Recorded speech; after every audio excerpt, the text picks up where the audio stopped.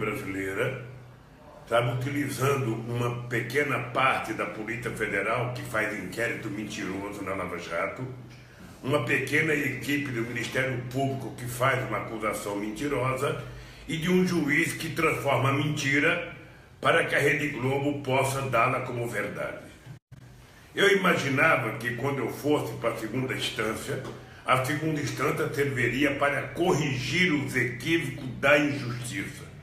Eu fiquei pasmo quando vi na segunda instância os juízes estarem muito mais preocupados em salvar a cara da mentira contada na primeira instância do que estudar os autos do processo e me absolver. Eu, sinceramente, fiquei pasmo. Estou até agora sem acreditar no que aconteceu, porque, sinceramente, a única explicação que tem é que o objetivo todo era tentar, sabe, referendar a mentira contada na primeira instância, porque a acusação do Moro não tem pé nem cabeça. Ele inventou uma história para dar guarida ao PowerPoint feito pelo Ministério Público, que é uma mentira deslavada, uma criminalização sem provas. É uma coisa absurda dizer que o PT é uma organização criminosa, que o PT se preparou para roubar o Brasil, ou seja, é uma coisa messiânica de alguém que é quase que um analfabeto político. Então, obviamente que eu não posso aceitar esse comportamento e vou brigar na justiça para que seja reparado, porque eles têm que saber que nesse país eles estão lidando com inocentes. E quando a gente é inocente, a gente não se curva. Quando a gente é inocente, a gente tem que ficar indignado. E eu sou um cidadão indignado. Indignado com a sentença do Moro, indignado com a sentença do TRF4. Aliás, você precisa ver o que tem falado e escrito o governador do Maranhão, Flávio Dino, que foi juiz federal e presidente da CHUF durante 12 anos. Ele fala que julgamento igual esse jamais aconteceu no direito brasileiro. Porque, na verdade, foi uma peça preparada para salvar as mentiras e não para apurar a verdade. Então eu estou indignado, vou continuar brigando, vou continuar acreditando de que é possível nas instâncias superiores a gente fazer um reparo para o bem da verdade nesse país. Eu só digo uma coisa, Geraldo, se eles tiverem uma acusação contra mim e tiver uma prova, eles podem me desmoralizar perante a opinião pública. Agora, o que eu não posso aceitar é eles tentarem desmontar o governo mais aprovado nesse país, a figura pública mais respeitada nesse país, com mentira. Eu não posso aceitar, porque eu não sei se da onde eles nasceram tem honra, mas quem nasce em Pernambuco tem honra, e eu quero defender a minha honra, meu caro. Quero defender a minha honra. E quando eu disse que eu não respeitava a decisão, que eu não tinha respeito pela decisão, é porque se eu disser que eu respeito a decisão, a minha bisneta, quando tiver 10 anos de idade, vai me acusar de covarde. Então, não adianta dizer que o PT está afrontando a justiça, está tentando brigar com o Poder Judiciário, está tentando moralizar. Não, não é o PT que está afrontando a justiça. Quem está afrontando a justiça e quem está colocando desconfiança na justiça é o comportamento de determinadas pessoas. Essa exploração o senhor tem no livro. E tem uma pesquisa dizendo que a viuvez ela é muito mais assimilada pela mulher do que pelo homem. A pesquisa, inclusive, diz que, em geral, os homens, quando ficam viúvos, eles até casam com menos de um ano depois da viuvez. Eu pergunto, já está na hora de casar de novo? Veja, não tem data marcada, não tem. Essa coisa é uma coisa que acontece ou não acontece. Né? Eu esperei 24 anos para casar a primeira vez, ou seja, essas coisas, se tiver que acontecer, vai acontecer. E quando acontecer, sabe, meus filhos vão saber e o mundo vai saber, porque eu não posso fazer uma coisa em segredo. Mas, por enquanto, eu estou levando a minha vida tranquila com meus filhos, ou seja, vivendo. A Marisa que me dizia assim: ô Lula, você sabe que quem fica viúvo é quem morre, quem está vivo não fica viúvo nunca, sabe? Mas eu estou tranquilo, isso não faz parte da minha preocupação, sabe? Eu não levanto pensando em casar, sabe? Eu levanto pensando em levar minha vida, trabalhar, viajar ao Brasil, defender a verdade que eu acredito que vai acontecer um dia desse, e se acontecer, aconteceu. Você vai ter convidado. Então vamos entrar aqui, como fazem os jornalistas, vamos dividir em cenários. Primeiro cenário, vem a próxima eleição, Lula se elege, e como será um terceiro governo de Lula que disse, ao terminar o segundo, que se eu tiver juízo, me afaste da política? Deixa eu te dizer uma coisa, Geraldo. Você está lembrado que eu tinha medo do segundo mandato. Eu sempre tive a preocupação de frustrar a sociedade, de poder não fazer melhor do que o primeiro. E com a ajuda do povo brasileiro e com a ajuda de Deus, eu consegui fazer um segundo mandato infinitamente melhor do que o primeiro, em que nós conseguimos fazer com que o povo brasileiro recuperasse o orgulho de ser brasileiro, recuperasse a autoestima. O Brasil passou a crescer, sabe mais, o Brasil passou a aumentar salário, o Brasil passou a distribuir renda, o Brasil passou a ter no comércio varejista um crescimento extraordinário, no setor de habitação um crescimento extraordinário, no setor da construção civil, na indústria naval. Ou seja, o povo nordestino, pela primeira vez, teve acesso e a possibilidade de que o Nordeste não ia mais ser tratado apenas por mortalidade infantil, por fome e por evasão escolar. O povo nordestino passou a perceber que o Nordeste fazia parte do Brasil e que o progresso estava chegando no Nordeste brasileiro. E eu agora até estou muito tranquilo, porque eu tenho consciência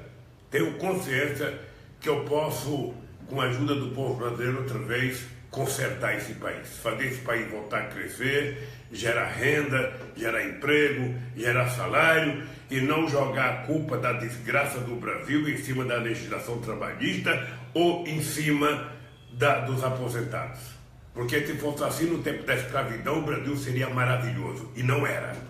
Então é preciso parar com essa bobagem, com essa cretinice de um determinado tipo de gente da elite brasileira que acha que o povo tem que voltar a trabalhar quase como escravo, a trabalhar por conta da refeição, a ter trabalho intermitente, receber apenas as horas que trabalha, não ter férias. Ou seja, não é possível que a gente tenha, sabe, gente pensando assim no Brasil. Quanto mais tranquilidade você der ao povo brasileiro, quanto mais chance de trabalhar, quanto mais chance de comer ele tiver, menos violência a gente vai ter, mais otimismo a gente vai ter, e o Brasil vai acabar com esse clima de ódio que está espalhado por toda a região do Brasil. A lei da ficha limpa, que foi assinada por Lula, tira de Lula o direito de ser candidato. Aí eu lhe pergunto, entra alguém do PT para ter o apoio de Lula, ou Lula se aproxima de alguém que já está na lista de futuros candidatos e vai em frente? Olha, a lei da ficha limpa não foi feita para inimigos, ela foi feita para o Brasil. E se eu tiver cometido um crime, eu não posso escapar da lei da ficha limpa e de qualquer outra lei. A única coisa que eu quero, Geraldo, é que eles provem o crime que eu cometi.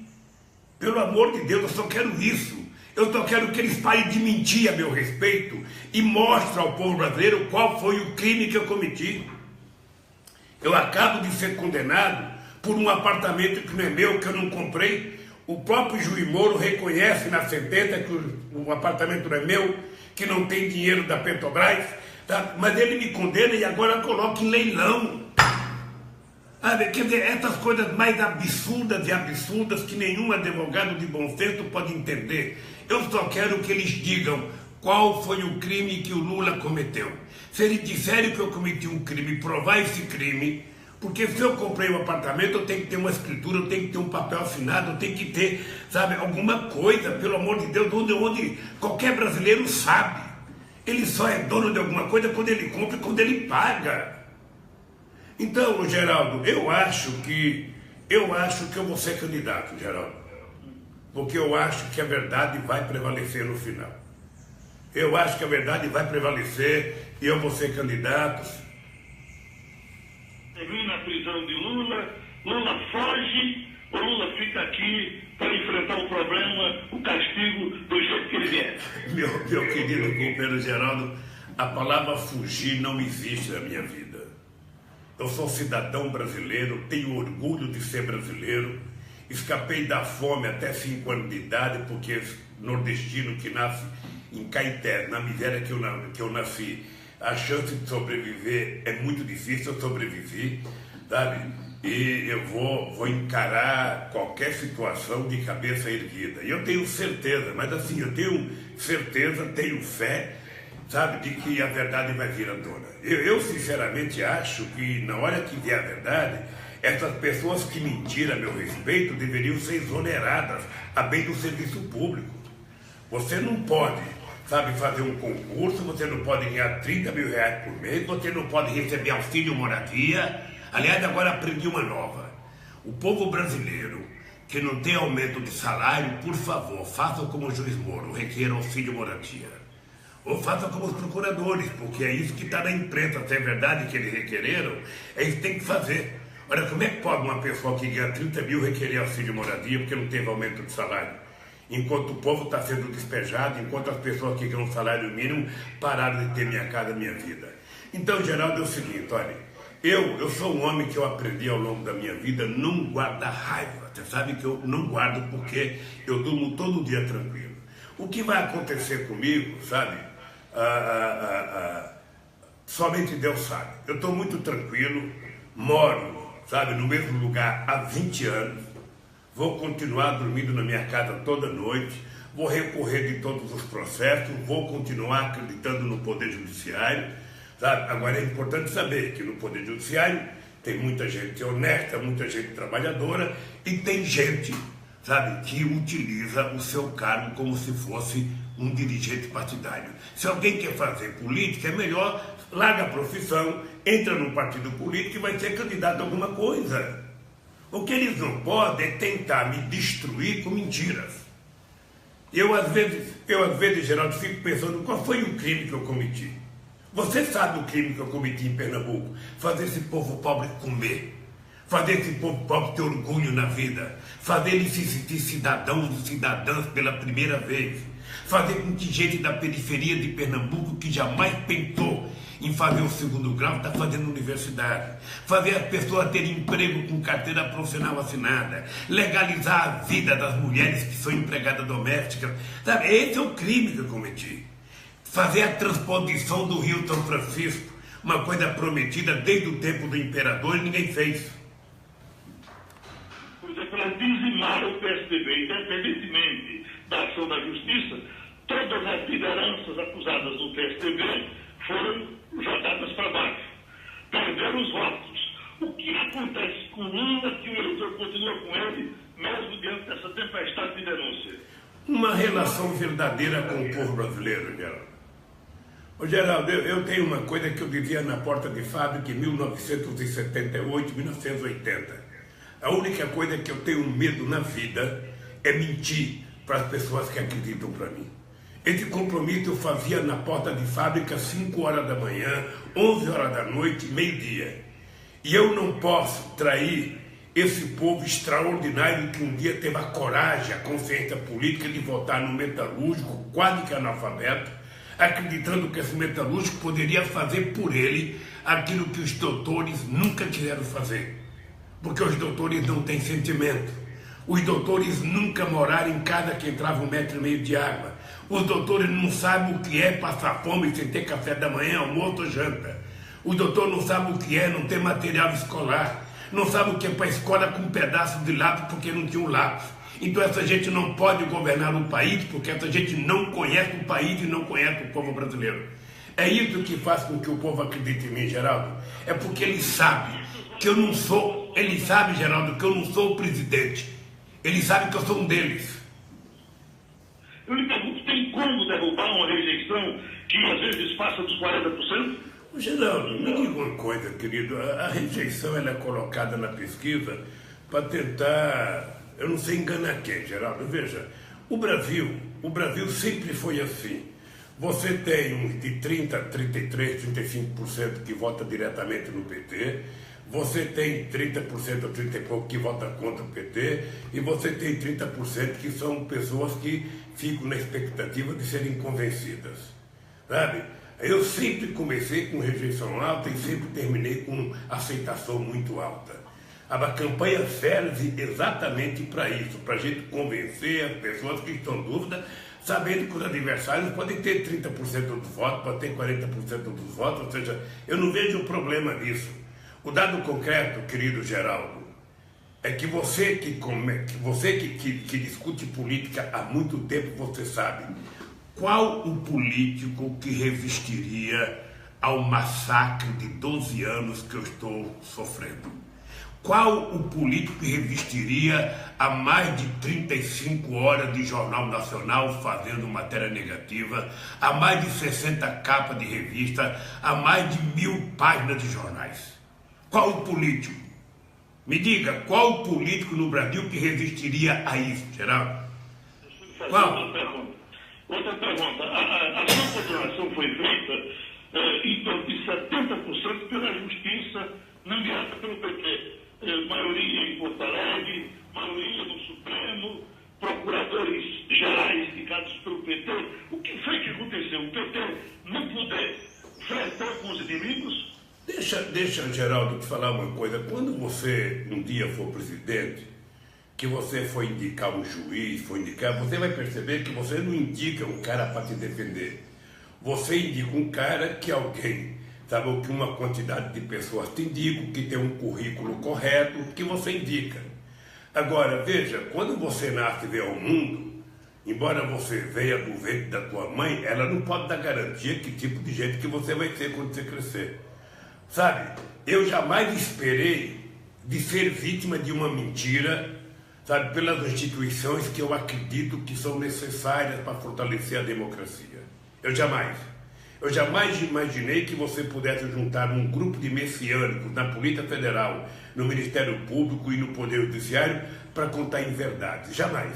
Mas isso existe. E eu estou sendo vítima. Ao invés de desanimar, eu continuo acreditando, continuo trabalhando, continuo torcendo, sabe? E vou provar. A única coisa que eu vou fazer na vida é provar, sabe, que eu estou sendo vítima de uma injustiça e o crime que eu cometi nesse país foi fazer com que as pessoas do andar de baixo subissem mais um degrau na escada de conquista social. Esse foi o grande crime que tem muita gente que não aceita. Pelas suas premiadas, foram muitos. O senhor ficou com raiva, ficou inimigo de algum, por exemplo, de Palocci? O senhor ainda tem condição de se entender com Palocci? Eu não fico com raiva, eu fico com pena. Eu fico com pena porque, veja, um cidadão, eu conheço histórias me contadas por advogados, Geraldo, de pessoas que são presas. A primeira coisa que eles recebem é orientação para falar do Lula, sabe? Então, veja, qual é a grande mentira que eles contam? O Lula sabia, o Lula sabia, o Lula sabia, o Lula sabia. Olha, é como se fosse possível, Geraldo, eu, daqui de São Paulo agora, falando com você, saber o que você está fazendo. Eu sei que você está me entrevistando. Eu não sei quem está na tua sala fazendo o quê. Ou seja, um tempo desse atrás houve um processo contra a venda de sentenças contra o Poder Judiciário. Sabe qual foi a defesa que absolveu os juízes? É de que o juiz não poderia saber o que estava acontecendo na sala ao lado. E eles querem que eu saiba o que está acontecendo no Acre, no Rio de Janeiro, na Bahia, em Pernambuco, em Sergipe, ou seja, é uma coisa que é humanamente impossível saber. E falam isso da forma mais absurda possível, mais absurda. Essa parte do Ministério Público que está me acusando da Lava Jato são um bando de messiânicos que inventaram uma mentira do PowerPoint e agora, em função dessa mentira, sabe, tentam fazer com que, através dos meios de comunicação, e quando eu falo do meio de comunicação, eu quero deixar claro, sobretudo sobre a Rede Globo de televisão, transformar as mentiras deles em verdade, sabe? E eu acho que eles estão preocupados porque eles imaginavam que quando fosse a primeira pesquisa o Lula estaria destruído, o Lula teria acabado, eles todos iriam festejar, tomar champanhe, acabamos definitivamente, sabe? E o que eles perceberam é que não é o Lula que está vivo, é o povo que está vivo. Se o senhor for presidente novamente, o que vai fazer com a Rede Globo? Olha, deixa eu te falar uma coisa, eu não vou fazer com a Rede Globo, porque, para mim, veja, eu não sou censor. Eu acho que quem tem que censurar é o telespectador, é o ouvinte e o leitor. A única coisa que eu vou propor neste país é um processo de democratização dos meios de comunicação. Ou seja, tentar criar condições dos meios de comunicação serem mais democráticos, inclusive chamar os donos para participar de um congresso, de uma conferência que eu quero fazer. Nós vamos discutir com a sociedade. E eu tenho dito, eu não quero uma imprensa como a cubana, como a chinesa, não. Eu quero uma imprensa como a inglesa. Eu quero uma imprensa como a americana, como a alemã, sabe? Em que o dono do meio de comunicação não é o dono da verdade, ele não pode mentir, ele não pode utilizar o rede de comunicação dele para fazer política, para destruir alguns e beneficiar outros. Não, o meio de comunicação, sobretudo a televisão e o rádio, é uma concessão do Estado e essas pessoas têm que, o mínimo, fazer uma cobertura do noticiário verdadeira e não mentirosa. É só isso que eu quero, meu filho. Voltando à política, presidente, como fica a sua relação com o PMDB, contra Temer, contra Jucá, que comanda o partido no cartório, e os seus aliados, Sarney, Renan, como é que o senhor vai tratar isso numa negociação futura? Mas deixa eu lhe falar, tem muita coisa na política, Geraldo, que ainda vai acontecer. Por exemplo, toda a briga que nós tivemos com o PSB não me faz crer que o PSB só tem adversário. Toda a briga que nós fizemos com o PMDB, tem muita gente no PMDB, sabe, que vai propor aliança com o PT, por exemplo, em Minas Gerais, por exemplo, sabe, no Piauí, por exemplo, tem vários lugares. Então, nós vamos deixar para conversar isso, sabe, a partir de abril, quando estiver chegando o processo das convenções partidárias. Sabe, o PT pode voltar a conversar com o PSB, aí em Pernambuco, o PT pode conversar com Armando Monteiro, sabe, o PT pode ter candidatura própria, sabe, nós temos pré-candidatos, temos a Marília, temos o Daci, temos José de Oliveira, ou seja, o problema é que eu não quero precipitar os fatos, eu também não posso aceitar a ideia de que o PMDB como um todo, sabe, não pode fazer aliança com o PT, porque desde 2002 a gente faz aliança com parte do PMDB. E nós vamos fazer aliança política para ganhar as eleições com quem tiver de acordo com um programa, porque nós vamos fazer um acordo programático com as forças políticas que quiserem participar conosco, sabe, sem nenhum trauma, sem nenhuma violência. Sabe? A coisa mais impossível do mundo era você imaginar Jaba Vasconcelos e Eduardo Campos estarem competindo na eleição juntos e competiram. Agora eu pergunto, esse PSB que se afastou do PT na outra eleição e agora está dando todos os sinais, o daqui de Pernambuco, que vai se reaproximar do PT, merece confiança ou esse pessoal está indo para perto do senhor por conta dos seus votos?